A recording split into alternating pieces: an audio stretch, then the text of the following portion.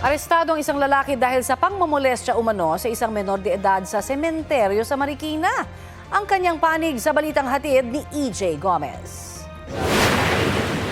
Arestado ang 19 anyos na lalaking nahaharap sa kasong pangmomolestya ng babaeng menor de edad sa Marikina City.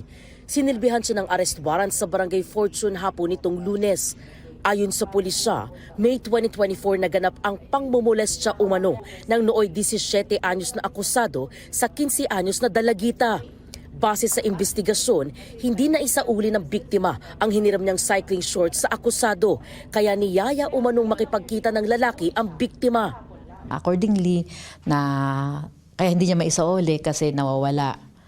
And from there ay sabi ng lalaki, sige pumunta ka dito. Napumunta naman siya. Nagkita raw ang dalawa sa loob ng isang sementeryo sa Barangay Santa Elena kung saan nangyari umano ang unang insidente ng pangmomolestya.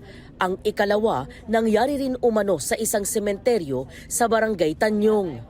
October 2024 nang ilabas ng korte ang arrest warrant laban sa akusado. Itinanggi ng akusadong si alias Mike ang paratang.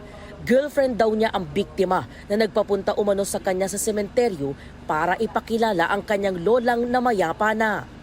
Siya po yung nagpapunta po sa akin doon. Papakilala niya daw po ako sa lolat niya. Ganon, nakala ko po sa bahay.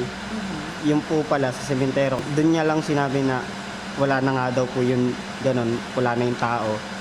Patay na daw po. Girlfriend ko po siya nung panahon na yun. Wala pong nangyaring ganon na molestya po. Sinampahan ng kasong 2 counts of acts of lasciviousness ang lalaki. EJ Gomez, nagbabalita para sa GMA Integrated News.